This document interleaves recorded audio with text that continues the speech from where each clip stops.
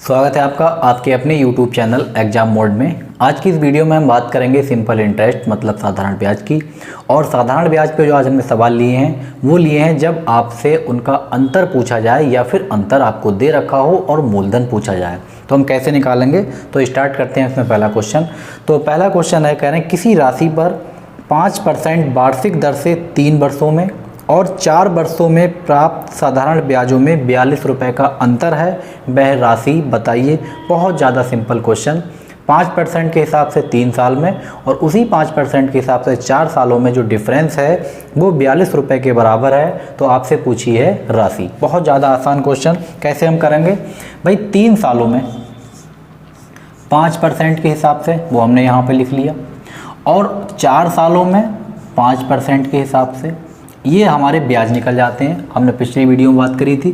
तो ये बना हमारे पास 5 3 15% और ये बना हमारे पास 20%। अब हम ये देखेंगे अंतर कितना है इनमें। तो 15 में और 20 में अंतर है हमारे पास 5% का और ये 5% की वैल्यू हमें दे रखी है 42। हमसे पूछा है मूलधन क्या होगा। मूलधन हमेशा 100% होता है। तो जब 5% की वैल्यू 42 है तो 100% की वैल्यू आप निकाल सकते हैं। तो क्या करेंगे, हम इस 5 में किससे गुणा कर लें जो 100 बन जाए। तो हम जानते हैं अगर हम 20 से गुणा कर लेंगे तो ये 20 पंजे 100 हो जाएगा। जब आपने 20 से गुणा इधर करी है तो 20 से गुणा आपको इधर भी करना पड़ेगी। तो ये हुआ 100% और 42 दूनी होते हैं 84 और 1 जीरो चिपकाना, यही आपका आंसर हो गया। तो जो राशि थी वो कितनी थी, 840 रुपये। और अगला क्वेश्चन है, कह रहे हैं एक राशि किसी दर पर साधारण ब्याज पर 2 वर्ष के लिए उधार दी गई। यदि उसे 3% अधिक दर पर दिया जाता तो 300 रुपये अधिक मिलते, तो वह राशि क्या है। बहुत ज़्यादा सिंपल सवाल। 2 सालों के लिए दी गई थी तो हमने लिख लिया 2 साल के लिए। ये कह रहे हैं अगर हर साल 3% बढ़ाते तो 2 साल में कितने बढ़ जाते, 6%। और 6% रुपये किसके बराबर हैं, 300 के। तो हम देख रहे हैं कि 6% की जो वैल्यू है वो 300 रुपये के बराबर है। आप चाहें तो यहीं भी काट सकते थे, मैंने गुणा कर ली, कोई दिक्कत नहीं, आप डायरेक्ट भी काट सकते हैं। तो 6 पंजे 30, तो ये 50 बार चला गया। 1% की वैल्यू हो गई 50। हमें चाहिए 100% की वैल्यू, तो इसमें हम 2 जीरो लगा लेंगे और यही हमारा सही आंसर हो जाएगा। अगला क्वेश्चन कह रहे हैं 1500 रुपये की कोई धनराशि 2 भागों में इस प्रकार दी जाती है कि एक भाग पर 10% वार्षिक दर से 5 वर्षों का साधारण ब्याज और दूसरे भाग पर 12.5% वार्षिक दर से 4 वर्षों के साधारण ब्याज बराबर हों, तो 12.5% की दर पर उधार दी गई राशि कितनी है। कैसे निकालेंगे, हमने यहाँ पे 2 केस हैं हमारे पास। एक तो दे रखा है 10% 5 साल के लिए। तो मान लो हमने x राशि जो दी थी ये 10% के हिसाब से दी थी और 5 सालों के लिए दी थी। भाई परसेंटेज है, नीचे हम 100 लगा लेंगे, कोई दिक्कत नहीं, क्योंकि उधर भी लगेगा बाद में कट जाएगा। और जो दूसरी राशि है ये कोई बाई राशि है और ये दी गई है 12.5 के हिसाब से, लेकिन 4 सालों के लिए। अब ये कह रहा है इन दोनों का ब्याज, भाई यही तो है मूलधन गुणा दर गुणा समय, ये ब्याज है। नीचे चाहे तो आप 100 लिख सकते हैं, 100 इधर लिखेंगे 100 इधर, वो कट जाएंगे क्योंकि ये दोनों राशि आपस में बराबर हैं। अब हम यहाँ से x और y का जो रेशियो होगा वो निकाल लेंगे। अगर हम यहाँ से पॉइंट हटा लें तो इधर कहीं हमें 1 जीरो बढ़ाना पड़ेगा, वो हमने यहाँ जीरो बढ़ा लिया। अब हम इसको काट लेंगे 25 से, तो 25 पंजे 125 और 25 दूनी होते हैं 50। अगर हम इसको 2 से काट लें तो 2 दूनी होते हैं 4 और 5 से काट लें तो 5 दूनी होते हैं 10 और 2 से काट लें तो ये 2 से 2 कैंसिल। यहाँ बचा x और यहाँ बचा y। सवाल ये निकल के आया कि x और y जो हमने इससे करेंगे ये दोनों अपने आप में इक्वल हैं, बराबर हैं। तो बस 1500 रुपये को आपको 2 जगह बांट देना है, बिल्कुल बराबर। बराबर का मतलब 750 रुपये इधर जाएंगे तो 750 रुपये इधर जाएंगे, क्योंकि दोनों राशियां बराबर हैं। x और y का जो अनुपात है वो 1:1 है। बस इस हिसाब से हमारा आंसर हो जाएगा 750 रुपये। और अगला क्वेश्चन कह रहा है यदि 12,000 रुपये की धनराशि को ऐसे 2 भागों में बांटा जाए ताकि पहले भाग के 3 वर्ष का 12% वार्षिक दर से साधारण ब्याज, दूसरे भाग के 4 से 1/2 वर्ष का 16% वार्षिक ब्याज का दर से साधारण ब्याज बराबर हो, तो बड़ा भाग क्या होगा। बिल्कुल आसान सवाल है।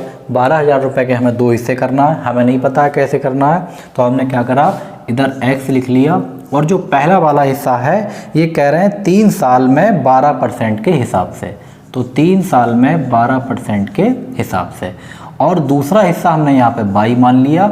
अब ये कह रहे हैं दूसरे हिस्से पे 4.5 वर्ष 16% के हिसाब से, तो 4.5 और 16% के हिसाब से, 4 सही 1/2 है, तो आप इसको 9 सही 9/2 भी लिख सकते हो, कोई दिक्कत नहीं, क्योंकि 4 दूनी 8 और 1 9, 9/2 भी हम लिख सकते हैं। काटने में हमें ज़रा आसानी हो जाएगी, तो हम इसको काट लेंगे। 2 से काटेंगे ये 8 बार चला जाएगा, और ये 3 से काटेंगे ये 3 3 या 9, 3 से काटेंगे ये 3 चौक 12, 4 से काटेंगे तो 4 दूनी 8।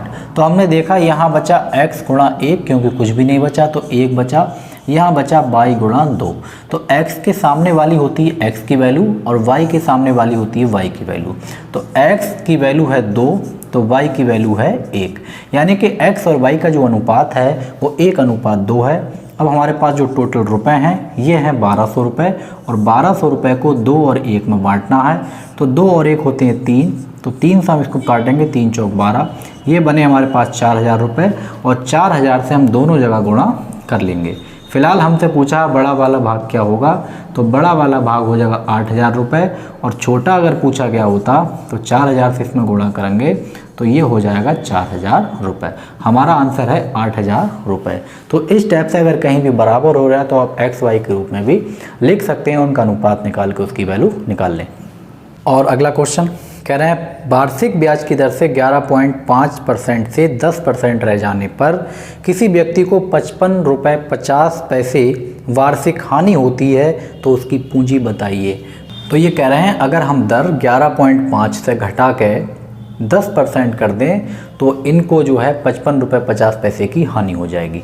भाई एक साल में, साल कितनी है 1, और दर कितनी है 11.5, ये दर थी, ये ब्याज था इनका, और एक साल में अगर इन्होंने 10% दर कर ली तो ये हुई हमारी 11.5%, और इधर बनी हमारे पास 10%। तो हम ये देखेंगे इसमें जो ब्याज में कितना कम हुआ है वो हम दर के रूप में लिख लेंगे, यानी कि परसेंटेज के रूप में। तो ये बना हमारा 1.5%, और 1.5% की जो वैल्यू है ये दे रखी है 55 रुपये 50 पैसे।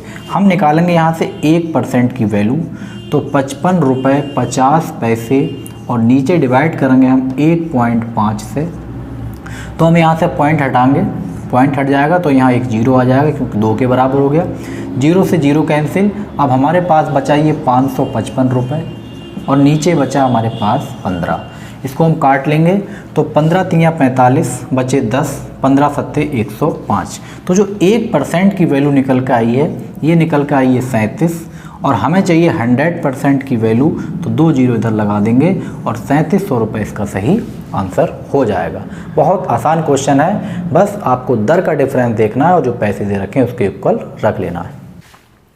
और अगला क्वेश्चन कह रहा है साधारण ब्याज की वार्षिक दर पर 10% से 12.5% हो जाने पर किसी व्यक्ति की वार्षिक आय 1250 रुपये बढ़ जाती है, उसका मूलधन बताइए। बहुत ज़्यादा आसान क्वेश्चन, एक साल के लिए था 10% वार्षिक है तो एक साल लिख सकते हो आप, और इधर वही एक साल 12.5% यानी कि 12.5, तो ये कितने बढ़ गए, तो हमने देखा यहाँ तो 10% था हमारा, 10 एकम 10, और इधर बना हमारे 12.5%। अगर वार्षिक दे रखी तो आपको गुणा करने की कोई ज़रूरत नहीं है, डायरेक्ट भी आप लिख सकते हो। तो ये बढ़ा कितना है 2.5%, यानी जो 2.5% की वैल्यू है ये बढ़ी है 1250 रुपये के। 1250 रुपये इसके बढ़ गए कब, जब 2.5% बढ़ी। तो अगर हम यहाँ से एक पॉइंट हटा लें तो इधर हमें 0 लगाना पड़ेगा। हमें चाहिए 100% की वैल्यू। अगर हम 25 में 4 से गुणा कर लें तो 25 चौक हो जाएंगे 100, तो 4 से गुणा आपको इधर भी करना पड़ेगी। तो बस ये बना हमारे पास 100%, और 100% की वैल्यू 125 की गुणा हम 4 से कर लेंगे, तो 125 चौका हुए हमारे 500, और 2 0 हम लगा लेंगे, तो इसका सही आंसर हो गया हमारा 50,000 रुपये, और यही हमारे सवाल का आंसर है। और अगला क्वेश्चन कह रहे हैं यदि मूलधन और 5 वर्षों के ब्याज का अनुपात 10:3 है तो ब्याज की दर बताइए। हमारे पास समय दे रखा है 5 साल, हम यहाँ पर लिख सकते हैं 5 साल, और मूलधन यानी कि प्रिंसिपल जो हमें दे रखा है ये 10 रुपये दे रखा है, और सिंपल इंटरेस्ट साधारण ब्याज ये 3 रुपये दे रखा है। हमें अनुपात में दे रखा था 10:3, हमने सीधे सीधे इसको मान लिया 10 और 3 है। अब हमसे पूछा है दर क्या होगी, यानी आर आपसे पूछा है। तो अभी फार्मूला लिखाया था कि SI बराबर सिंपल इंटरेस्ट बराबर P into R into T upon 100। इस फार्मूले से आप बड़ी आसानी के साथ कर सकते हैं। तो ब्याज हमारे पास 3 रुपये है, प्रिंसिपल हमारे पास दे रखा है 10 रुपये, रेट का पता नहीं, समय है हमारे पास 5 साल, वो हमने यहाँ लिख लिया और नीचे 100 कर लिया। तो काट लेंगे, ये 10 से 10 कैंसिल, 5 दूनी, तो 2 की गुणा कर लेंगे 3 में, तो 2 गुणा 3, इधर बचेगा हमारे पास R। तो R की जो वैल्यू आएगी वो कितनी हो गई, 6%। और यही इस सवाल का सही आंसर हो जाएगा। और अगला क्वेश्चन कह रहे हैं यदि किसी धनराशि का 1 वर्ष का कुल साधारण ब्याज उसी धनराशि के 5% वार्षिक ब्याज की दर पर 2 वर्षों के कुल ब्याज के बराबर हो तो पहले ब्याज की दर कितनी थी। बहुत ज़्यादा आसान क्वेश्चन। तो कोई धनराशि है, हमने P मान लिया कि वो धनराशि P है, रेट का हमें पता नहीं, हमने R लिख लिया, समय 1 दे रखा है तो हमने 1 लिख लिया और नीचे इसके 100 लगा लिए। अब आगे कह रहे हैं उसी धनराशि पर, यानी जो धनराशि हमने पहले ली थी वही धनराशि है। अब इसमें दर इन्होंने दे दी 5%, तो हम यहाँ लिखेंगे 5%, और समय है हमारे पास 2 साल, और ये दोनों का ब्याज बराबर है तो बीच में हमने इसको बराबर लगा लिया। 100 से 100 कैंसिल हो जाएगा, P से ये P कैंसिल, यहाँ बचेगा R और इधर बचेगा 10। तो जो पहले वाले की दर थी वो कितनी है, 10%। तो इस टाइप से ये छोटे छोटे सवाल हम निकाल सकते हैं। तो ये वीडियो आपको कैसी लगी कमेंट करके आप ज़रूर बताएं। वीडियो अगर अच्छी लगी तो लाइक करें, शेयर करें, और अगर आप नए हैं तो चैनल को सब्सक्राइब जरूर कर लें। और आपने अगर और वीडियो नहीं देखी है सिंपल इंटरेस्ट की तो आप प्ले लिस्ट में जाकर उन्हें भी देख सकते हैं। Thank you.